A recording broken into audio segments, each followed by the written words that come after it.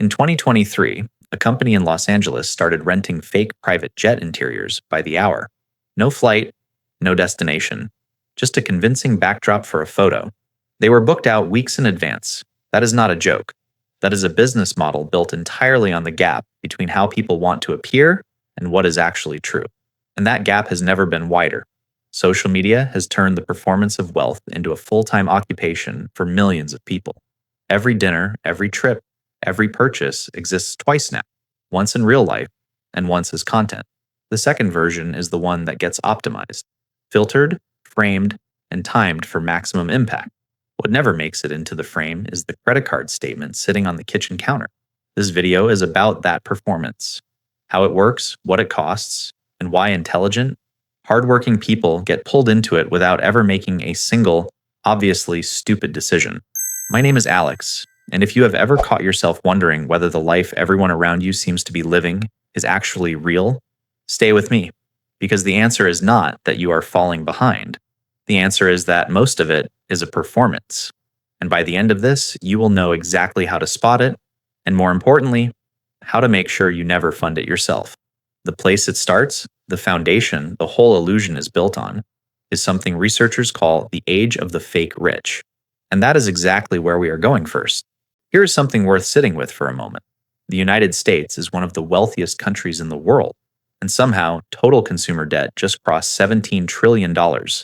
Not government debt, not corporate debt, personal debt, credit cards, auto loans, personal lines of credit. $17 trillion carried by ordinary people living ordinary lives. So the question is, what are they spending it on? Open any social media app right now, and the answer feels obvious. Everyone is eating at rooftop restaurants, boarding flights to Europe, and picking up their cars from the valet. The feed looks like a continuous highlight reel of people who have genuinely figured it out. But here's where it gets strange. When you cross-reference what people are showing online with what the actual data says about household finances, and something doesn't add up. The average American carries around $6,200 in credit card debt. Nearly 40% of adults say they couldn't cover a $400 emergency without borrowing money. And personal savings rates, which briefly spiked during 2020, have collapsed back down to somewhere between 3 and 4%. That's not what abundance looks like. That's what pressure looks like. So there's a gap, a wide one, between what people are projecting and what is actually sitting in their bank accounts. And understanding that gap is the whole game, because once you see it clearly, you start noticing it everywhere. The modern economy didn't create this gap by accident. It deliberately built the conditions for it. Think about how many industries depend on you feeling slightly behind. Social media platforms are engineered to surface the most aspirational content first, because aspiration drives engagement. Luxury brands spend billions making sure their products are visible in the right places. Financial products exist specifically to let people spend money they haven't earned yet. The system is very good at making performance feel affordable and very quiet about what it actually costs. Now, genuine financial security doesn't look like any of that. It tends to be invisible.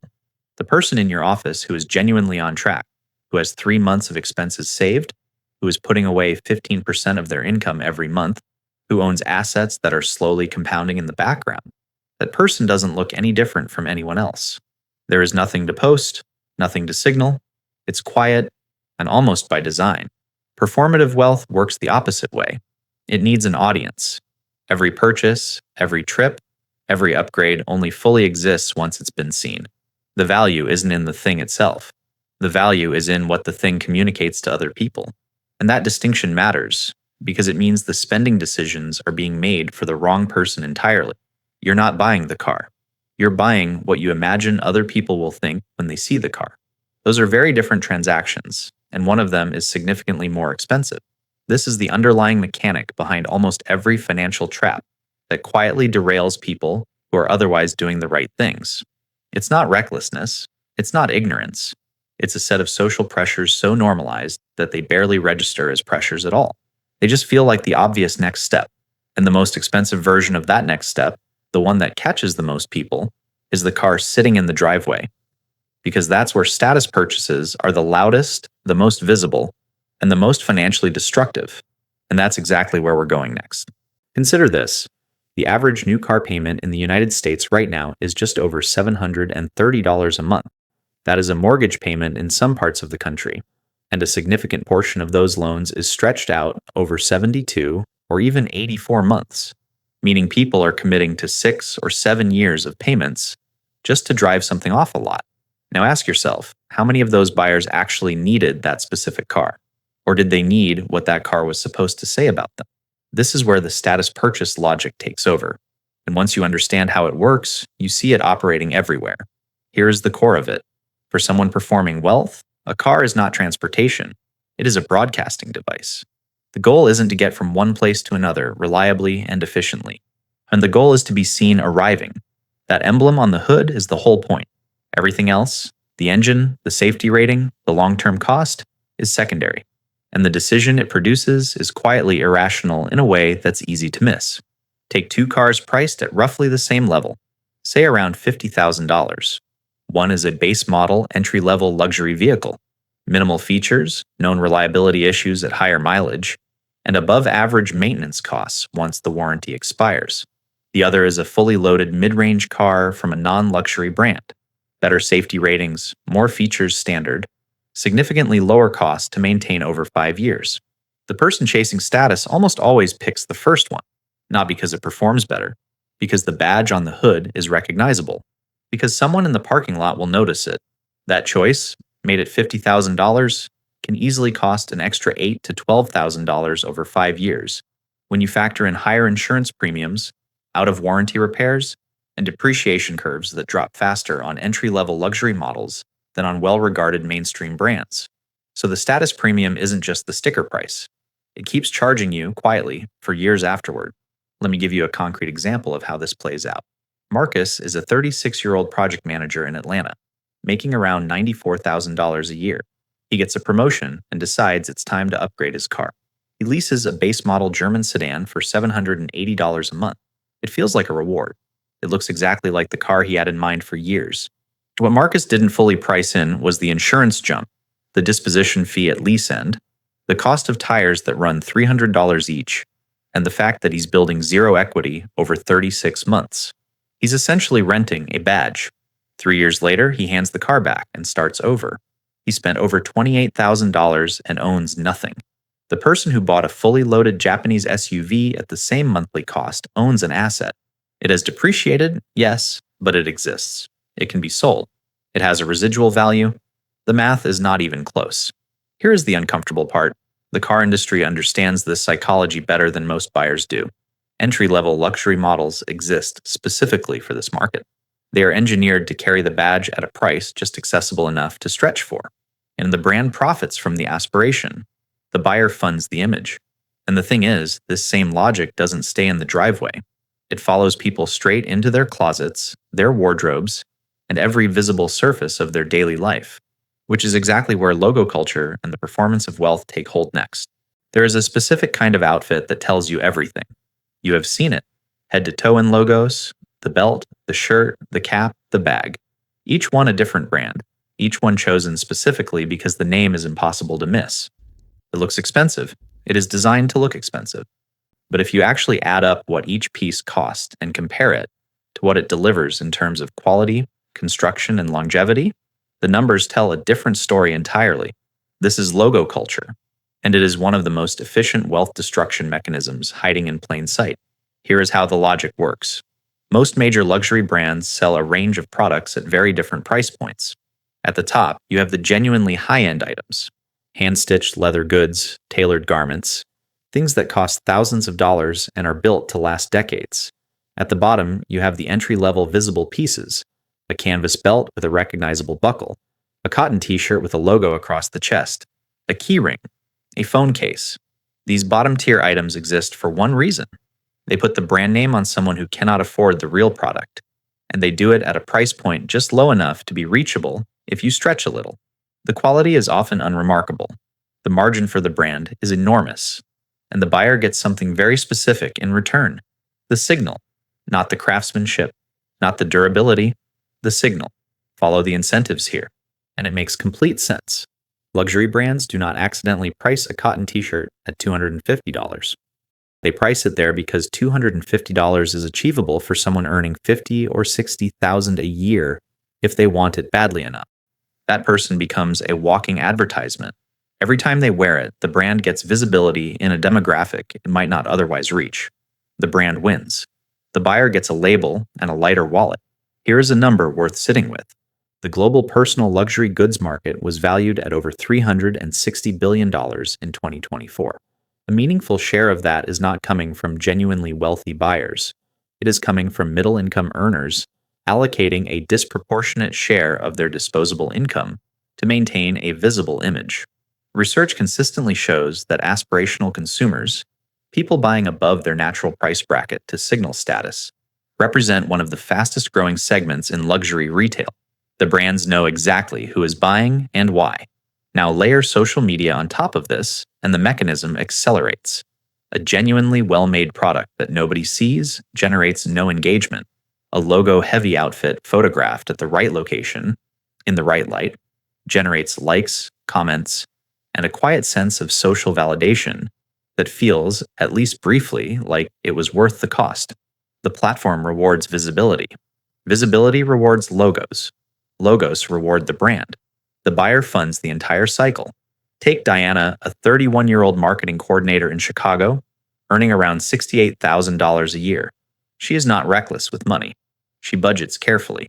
But over the course of a year, she spends roughly $3,400 on visible luxury pieces: a belt, 2 shirts, a wallet, and a small crossbody bag. Each purchase felt justified in the moment. Together, they represent 5% of her gross income, deployed entirely towards signal.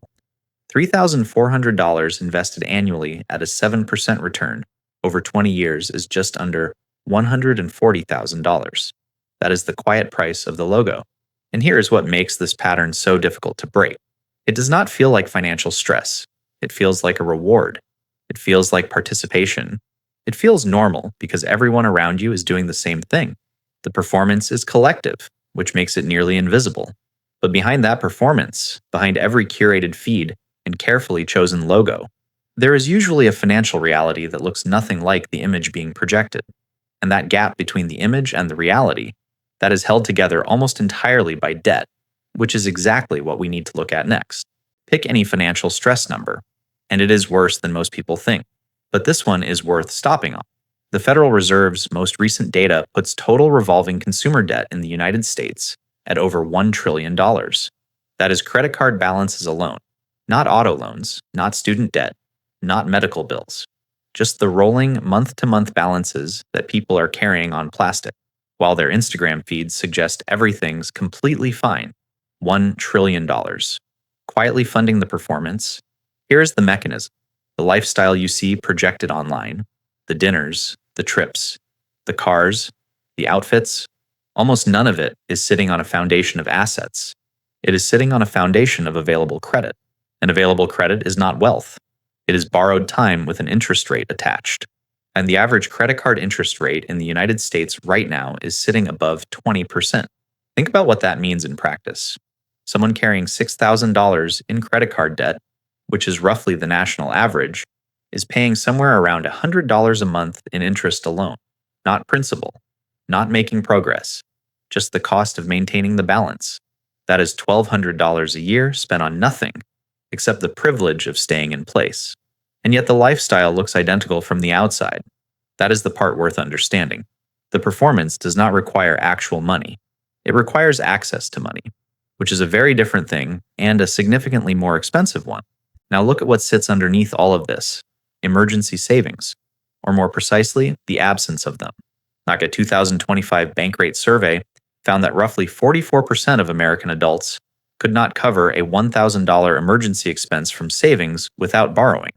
Not $4,000, not $10,000, $1,000. That number is striking on its own. But place it next to the image being projected, and it becomes something else entirely. It becomes a portrait of a financial structure with no floor. Here's how quickly that structure collapses. Meet Tom, a 39-year-old sales manager in Phoenix earning $106,000 a year. From the outside, Tom looks comfortable. New car in the driveway, nice apartment, regular weekend trips documented carefully online. What is not visible is that Tom carries $9,000 across 3 credit cards, has about $400 in a savings account, and has been meaning to start an emergency fund for the better part of 2 years. Then his transmission goes. The repair quote comes in at $3,800. Tom puts it on a card. His minimum payment goes up. His margin goes down. He cancels a trip, which stings more than it should because the trip was already half booked. 2 months later, he is juggling payment timing between cards to avoid a late fee. The lifestyle on the surface looks almost the same. Internally, everything is tighter. The stress is constant and low grade, the kind that doesn't spike but never fully disappears. That is not an unusual story. That is the story. The car repair, the medical bill, the broken appliance. These are not catastrophic events. They are ordinary life. But for someone with no financial buffer, ordinary life becomes a recurring emergency. This is the fragility that lives behind the image. Not drama, not a crisis, just a system with zero slack, dressed up to look like abundance. And here is the thing about that system. It does not stay static. It grows. Because the same psychology that built the image in the first place keeps pushing in one direction. Every raise, every bonus, every step forward gets absorbed immediately into a bigger, more expensive version of the same life. That pattern has a name. It is called lifestyle inflation, and it is where we are going next. Here is a pattern that almost nobody catches in real time. A person spends years working hard, staying disciplined, waiting for their income to grow. Then it does. And within 6 months, they feel just as financially tight as they did before, sometimes tighter. The number on the paycheck is bigger. The feeling in the chest is identical. This is lifestyle inflation. And it is probably the single most effective wealth prevention mechanism that exists, precisely because it never feels like a mistake while it is happening. Here is the basic mechanics of it. When income goes up, spending tends to follow immediately and completely. The raise arrives, and the mental accounting starts almost automatically. A better apartment feels justified now. The old car starts feeling a little embarrassing, and the grocery store that felt fine last year feels like a downgrade. None of these feels like reckless decisions. Each one feels like a natural, earned progression. Together, they silently consume every dollar of the income increase before it ever has a chance to compound. The data on this is fairly consistent. Studies tracking household spending behavior show that for every 10% increase in income, the average American increases their spending by roughly 8 to 9%. The gap between earning more and keeping more stays razor thin. And because the spending increases feel proportional and reasonable, the pattern rarely triggers any internal alarm. It just feels like living at your level. But here is what that costs over time. Take 2 people, both 32 years old, both earning $87,000 a year. Call them James and Christine. James is a software developer in Denver. Christine is an operations manager in Nashville. They earn the same. They save roughly the same percentage right now, about 6% of their income. At 34, they both get meaningful raises. James goes from $87,000 to $109,000. Christine gets almost the same bump. James upgrades his apartment, adds a car payment, starts eating out more consistently, joins a gym with a premium membership, and takes 2 international trips that year. His savings rate stays at 6%. The raise disappeared into a bigger life. Christine keeps her apartment, keeps her car, keeps her routine almost entirely unchanged for 18 months. She redirects the additional income into her investment account and bumps her savings rate to 22%. Same job, same city, similar life from the outside. At 50, the gap between them is not subtle. Christine has an investment portfolio worth somewhere in the range of $480,000. James has a nicer apartment, a car he likes, and a savings account that makes him vaguely anxious every time he checks it. He earns well. He feels behind. He cannot fully explain why. That is lifestyle inflation operating exactly as designed. It does not rob you in one dramatic moment. It skims continuously, quietly, in amounts that always feel proportional to where you are. The raise felt real. The upgrade felt earned. The compounding that never happened is invisible, which makes it the most expensive thing on the list. There is also a social layer to this that makes it harder to resist. When income goes up, the social circle often shifts. New colleagues, new environments, new reference points for what normal spending looks like. The comparison baseline moves upward, and the pressure to match it moves with it. It is not vanity, it is just how social calibration works. But the financial cost of constantly recalibrating upward is enormous. The exit from this pattern is not complicated. but it does require making a deliberate choice before the money arrives, not after.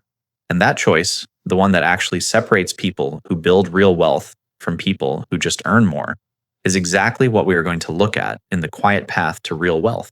Most people measure financial progress by what they earn. It feels logical. A bigger salary means you are moving forward. But here is the thing. Two people can earn identical incomes for 30 years and end up in completely different financial positions. Not because one got lucky, not because one had better opportunities, because one understood something the other never quite grasped. Wealth is not what you make. It is the gap between what you make and what you spend. That single idea, internalized early enough, changes every financial decision that follows. The person who earns $70,000 and spends $58,000 is building something real. The person who earns $120,000 and spends $117,000 is on a treadmill with better scenery. The number on the paycheck is not the score. Now, the gap is the score. So how do you actually build that gap and protect it over time? The first move is unglamorous, but non-negotiable. You need an emergency fund, not a vague intention to save more. An actual, separate, do-not-touch account with 3 to 6 months of living expenses sitting in it. The median monthly household expenditure in the United States is currently around $5,400. That means a fully funded emergency fund for the average American household sits somewhere between $16,000 and $32,000. That number sounds large until you consider what it actually buys. It buys the ability to absorb a job loss, a medical event, a major repair, or any one of the ordinary disasters that derail people who are otherwise doing everything right. Without it, every unexpected expense becomes a dead event. With it, the same expense is just an inconvenience. That is a completely different financial life. The second move is the one that separates people who earn well from people who actually build wealth. When income grows, the default behavior is to upgrade the life immediately. The alternative is to treat that raise as if it does not exist and redirect it entirely before the spending adjusts. This sounds simple. It is psychologically harder than almost anything else in personal finance, because the pressure to upgrade is constant, and the reward for not upgrading is invisible for years. But the math is unambiguous. Take someone at 34, earning a raise that adds $900 a month to their take-home pay. And if they invest that full amount at a 7% average annual return and leave it untouched until 65, it becomes just over $1 million. The raise itself was not life-changing. The decision about what to do with it was. Here's what that looks like in practice. Nathan is a 36-year-old civil engineer in Columbus, earning $91,000 a year. He gets a raise to $104,000. He keeps his apartment, keeps his car, keeps his lifestyle exactly where it is, and starts automatically transferring $1,100 a month into a low-cost index fund. He does not think about it after the first setup. He does not monitor it obsessively. He just leaves it alone. At 62, that single decision, made once and then ignored, has grown to approximately $940,000. Nathan did not get rich by earning more. He got there by deciding, one time, not to spend more. The savings rate is the number that actually tells the story, not income, not net worth at any given moment. The consistent percentage of income that gets captured before the spending system absorbs it. People performing wealth tend to save somewhere between 0 and 3% of their income. People quietly building it tend to save 15 to 25%, sometimes more. That gap in behavior is what produces the gap in outcomes 20 years later. None of this is loud, none of it is visible. There is nothing to photograph, nothing to post, nothing that signals progress to anyone watching. It just compounds, quietly, consistently, and over time, with a force that makes every status purchase look like exactly what it is: a trade, a future exchanged for a signal. Here is what all of this comes down to. The gap between looking wealthy and actually being wealthy is not an accident. It is the natural result of a system built to monetize your desire for social approval. The car, the logos, the curated feed, none of it is random. It is all designed to convert your future into someone else's revenue. The people quietly winning are not earning more. They are leaking less. They built the buffer. They ignored the upgrade. They kept the gap wide and let time do the work. So here is the question worth sitting with. Add up what you spent last month on things that were primarily for other people's perception. The upgrade that felt earned. The label that felt like a reward. That number is what you traded for a future you have not built yet. A mere $500 a month redirected from appearances into investments at a 7% return over 30 years becomes just over $600,000. The cost of the performance is not what it feels like in the moment, it is what it prevents over a lifetime. There is a related question this naturally raises, though. If the system is designed this way, who exactly benefits from keeping you in it? And how deep does that structure actually go?